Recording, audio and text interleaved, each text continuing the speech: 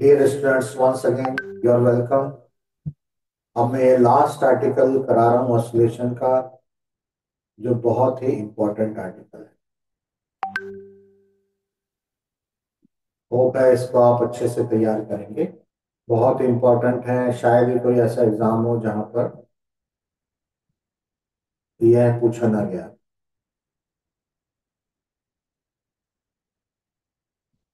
तो चलिए स्टार्ट करते हैं। ये जो डायग्राम आपकी बुक से ही मैंने लिया हुआ है, तो आप बुक भी ओपन कर सकते हैं साथ में, लेकिन मैं आपको ये थोड़ा बुक से हटकर डिफरेंट मेथड से करवाने जा रहा हूँ। आई होप आपकी बुक रेडी है, कॉपी और पेन रेडी है, साथ साथ में ट्राई कीजिए। तो पहले तो ये डायग्राम को समझ लेते हैं। ये पॉइंट ऑफ सस्पेंशन है, ठीक है। ये थ्रेड है, यहां से लेके यहां तक। ये बॉब जो है इसमें हैंग है। बॉब मतलब एक छोटा सा स्फीयर बॉल जिसका मास है। यहाँ ये है, इसे हम यहाँ से खींचकर यहाँ लाते हैं और छोड़ देते हैं, फिर ये ऑसिलेशन करने लगता है। ये एक साइड ही हमने बनाया है, दूसरी साइड भी इसी तरह से बनेगा। इसको समटाइम बॉडी डायग्राम भी बोल देते हैं। कई बार बॉडी डायग्राम बनाने को अकेला आ जाता है, तो उसकी प्रैक्टिस कर लेते हैं। Body diagram.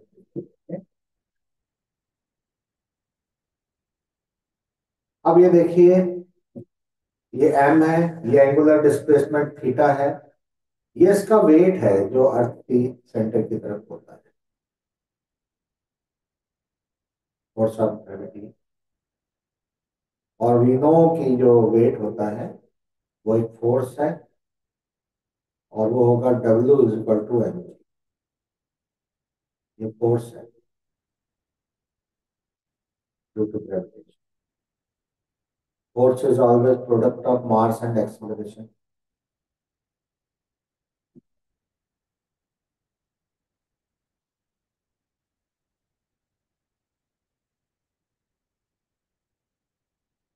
ये लाइन और ये लाइन पैरेलल है, तो ये एंगल और ये एंगल करस्पॉन्डिंग हो जाएंगे, दोनों थीटा हो जाएंगे, ठीक है।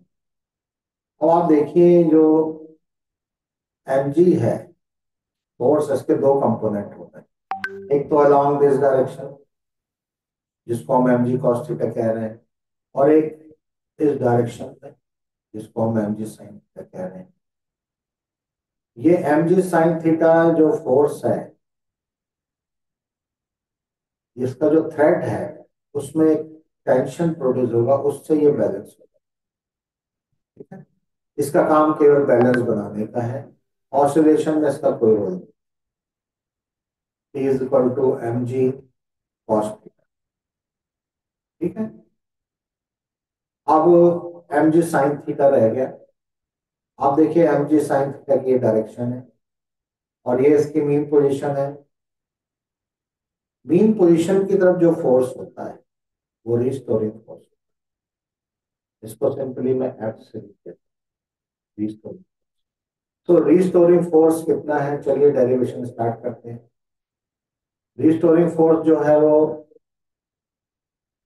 mg sin थीटा है, ओके।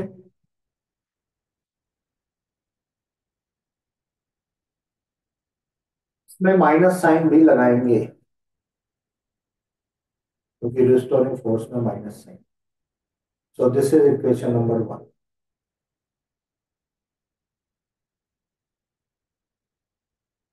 अब इसमें फोर्स एक और मेथड से निकालना पड़ेगा हमको, और वो दोनों इक्वल करने पड़ेंगे। फोर्स एक और, रिस्टोरिंग फोर्स एक और मेथड से निकालते हैं, simply force is mass into acceleration. ये भी रिस्टोरिंग, लेकिन एक्सेलरेशन हम पढ़ चुके हैं। अभी यहाँ चाहे तो आप माइनस ना लगाइए, अपने आप आ जाएगा। एक्सेलरेशन हम पढ़ चुके हैं पीछे, किसकी वैल्यू क्या होता है। एंड एक्सेलरेशन की वैल्यू क्या होती है, माइनस ओमेगा स्क्वायर एक्स, हम पहले पढ़ चुके हैं। इसका मतलब ये दूसरी मेथड से जो फोर्स आया, minus m omega square x, this is equation number 2। Force दोनों ही रिस्टोरिंग है, सेम फोर्स है, तो हम इनको इक्वल कर देंगे। इक्वल करेंगे तो क्या बनेगा, चलिए इक्वल करते हैं। Minus m g sine theta is equal to minus m omega square x. अब कैंसिलेशन देखिए हो जाएगा, क्या क्या कैंसिलेशन होगा। पहले तो ये माइनस कैंसिल हो जाएगा बोथ साइड्स, और मास कैंसिल हो जाएगा। अब बच गया क्या, g sine theta, g sine, g sine theta, ये बैलेंस है हमारे पास। G sine theta is equal to omega square. लेकिन अगर हम थीटा लेते हैं, इसका मतलब हम इसकी जो मोशन है वो कर्व मोशन, सर्कुलर मोशन ठीक करते हैं। बट हमें तो चाहिए सिंपल हार्मोनिक मोशन, और सिंपल हार्मोनिक मोशन का पाथ स्ट्रेट होता है बार बार। तो इसको स्ट्रेट रखने के लिए ये जो एंगुलर डिस्प्लेसमेंट है, इसको कम से कम रखना पड़ेगा, बहुत कम लगभग इतना, तब जाकर ये जो है सिंपल हार्मोनिक हो पाएगा।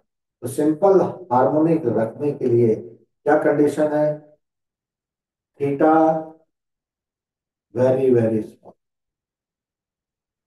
बहुत छोटा रहे, तब जाके सिंपल हार्मोनिक मोशन की कंडीशन फिट होगी। थीटा स्मॉल हमें रखना पड़ेगा।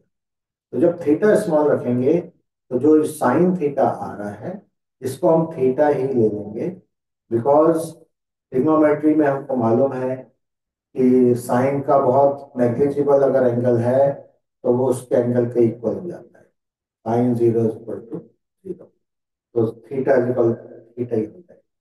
ठीक है, तो चलिए अगली लाइन रेड से लिखते हैं। साइन थीटा आ गया थीटा। अब ये इक्वेशन बन गया सिंपल हार्मोनिक मोशन के लिए परफेक्ट हो गया, कंडीशन लग गई।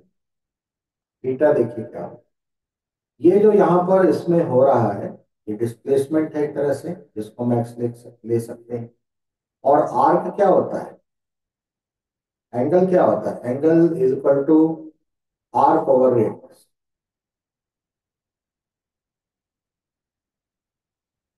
तो एंगल क्या है थीटा, आर्क क्या है एक्स, और रेडियस क्या है इस थ्रेड की लंबाई, थ्रेड की लंबाई, दैट इज कैपिटल एल।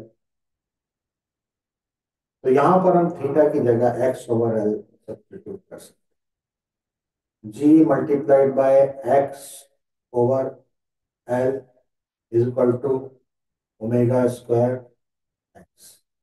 यहां तक ये आ गया। चलिए आगे बढ़ते हैं, आगे बढ़ते हैं।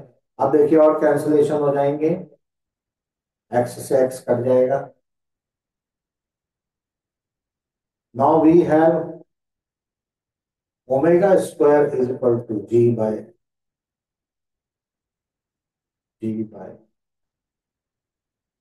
Therefore omega is equal to under root g by L.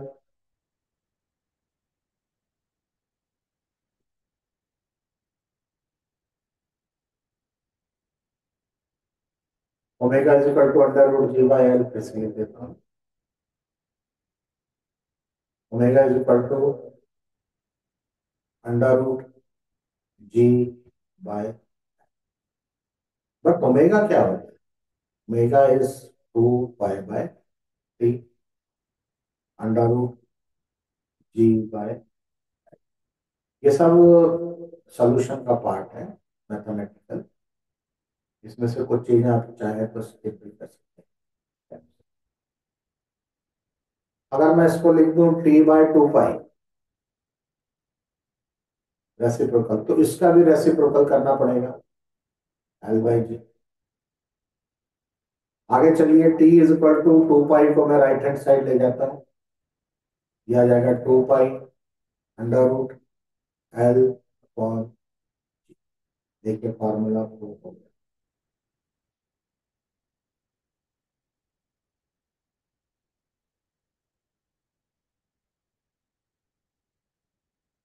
तो सिंपल हार्मोनिक मोशन और derivation of time period formula इस तरह से निकल कर आएगा। इसमें दूसरा क्वेश्चन जो आता है वो इसकी डायमेंशनल करेक्टनेस वेरीफाई करने का आता है, वो अगर आएगा तो अलग तरीके से वो सॉल्व हो, है ना। टाइम की डायमेंशन है एल होती है, m⁻⁴ एल t⁻⁴, टाइम की डायमेंशन हो गई, वो अलग तरीके से हल होगा सॉल्व। 2 पाई कांस्टेंट है, कोई डायमेंशन नहीं, अंडर रूट, ऊपर लेंथ है तो लेंथ की dimension L, acceleration due to gravity की डायमेंशन L t-2, एल सेल कैंसिल, एल सेल कैंसिल, क्या रह गया, अंडर रूट 1/√1/t⁻²। और फर्दर सॉल्व करते जाइए, लेफ्ट हैंड में m⁻⁴ L t⁻⁴ is equal to under root, ये t² t⁻², न्यूमरेटर में जब जाएगा तो ये हो जाएगा t², और जब इसका स्क्वायर रूट लेंगे तो t आ जाएगा। सॉल्व हो गया। m यहाँ भी नहीं है, m⁻⁴, l यहाँ भी नहीं है, l⁻⁴। कंपेयर कीजिए बोथ द साइड्स कंपेयर करेंगे तो गरीब, according to the principle of, पूरा लिखेंगे according to the principle of homogeneity given, ये दूसरे तरीके का क्वेश्चन है, उसका ये आंसर होगा। बट डेरिवेशन अगर पूछा गया है तो आपको इसी तरह करना पड़ेगा जो मैंने अभी आपको एनसीईआरटी की बुक में थोड़ा सा रोटेशनल मोशन पर डिराइव किया हुआ है, वो भी ठीक है, वैसे भी कर सकते हैं और ऐसे भी आप कर सकते हैं। ये सारा कुछ लिखना पड़ेगा, ये भी स्टेप बाय स्टेप लिखना पड़ेगा, ये कंडीशन भी स्टेप बाय स्टेप लिखनी पड़ेगी, जहां जहां कंडीशन जैसे यहाँ लगाई तो इसके नीचे ये कंडीशन लिखी है तो ये आ जाएगा, ठीक है। इस तरह से सॉल्व करते जाएंगे। एंगल जब निकाला तो ये कंडीशन एक लाइन में लिखते जाइए और पुट करते जाइए, सॉल्व करते जाइए, you will reach to the final. This is very interesting and very important topic. यहाँ पर मैं कुछ आपको और एक्सप्लेन कर दूं थोड़ा सा, वो ये है कि सिंपल पेंडुलम के लॉज, पहला लॉ है लेंथ का law, time period is directly proportional to under root of the effective length, time period is inversely proportional to the acceleration due to gravity, ठीक है। तो law of length, law of gravity, और तीसरा है time period doesn't depend upon the mass. तीन law हैं simple pendulum के, ये अगर एग्जाम में आते हैं तो आपने इस तरह से लिख देते हैं, ओके। लेंथ बढ़ जाएगी अगर इसकी, तो सिंपल पेंडुलम की लेंथ बढ़ने से क्या होगा, टाइम पीरियड बढ़ जाएगा, टाइम पीरियड बढ़ने से क्या होगा, स्लो हो जाएगा। अगर लेंथ छोटी कर देंगे तो टाइम पीरियड कम हो जाएगा, टाइम पीरियड कम होने से फास्ट चलने लगेगा, ठीक है। एक्सेलरेशन ड्यू टू ग्रेविटी अगर ज्यादा होगा तो टाइम पीरियड कम हो जाएगा। एक्सेलरेशन ड्यू टू ग्रेविटी ज्यादा कहाँ होता है, पोल्स, तो पोल्स पे फास्ट हो जाएगा। इक्वेटर पर आएंगे तो वहां एक्सेलरेशन ड्यू टू ग्रेविटी कम हो जाएगा, कम हो जाएगा तो टी ज्यादा हो जाएगा, टी के ज्यादा होने से पेंडुलम स्लो हो जाएगा। तो इस तरह से ये टाइम पीरियड डिपेंड कर रहा है। सो आई होप कि ये लास्ट आर्टिकल जो है वो आपको समझ आ जाएगा। आप बार बार चाहें तो इसे रिपीट करके देख लीजिए, और मुझे खुशी है कि मैंने ड्यूरिंग वेकेशन आपका ये चैप्टर पूरा कर दिया है। अब रह जाएगा वेव्स, तो हम कल से स्टार्ट करें। ओके बेटा, best of luck, all the best, take care.